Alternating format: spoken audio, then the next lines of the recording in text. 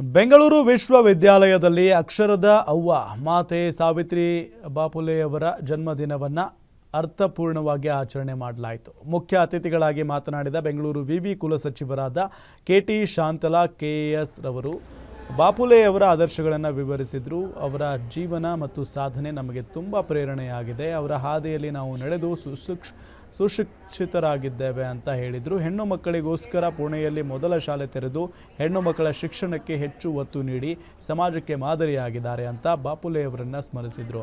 ಕಾರ್ಯಕ್ರಮದಲ್ಲಿ professor PC Nagesh ಹೊನ್ನು, Siddharth warden, Prabhakar ಹಾಗೂ ಪ್ರೊಫೆಸರ್ ಕೃಷ್ಣಮೂರ್ತಿ ಹಾಗೂ ಅನೇಕ ವಿದ್ಯಾರ್ಥಿಗಳು ಕಾರ್ಯಕ್ರಮದಲ್ಲಿ ಪಾಲ್ಗೊಂಡಿದ್ದರು. ಇನ್ನು ಸ್ನಾತಕೋತ್ತರ ಮತ್ತು ವಿದ್ಯಾರ್ಥಿ ಒಕ್ಕೂಟದ ಗೌರವಾಧ್ಯಕ್ಷರಾದ GK ಸತೀಶ್, ಶೇಷಾದ್ರಿ GC ಅಧ್ಯಕ್ಷರಾದ ಪ್ರಶಾಂತ್ ಕೂಡ ಹಾಜರಿದ್ದರು.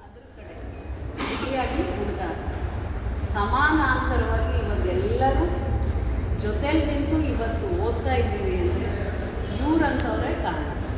ಅವರು ಹಾಕ್ಕೊಟ್ಟಿದ್ದ ದಾರಿನಲ್ಲಿ ನಾವು ನಡೀತಾ ಇದ್ದೀವಿ. ನಾವೇನು ಹೊಸ ದಾರಿಗಳು ನಾವೇನು ಸೃಷ್ಟಿ ಮಾಡಲಿಲ್ಲ. ಇವರೇ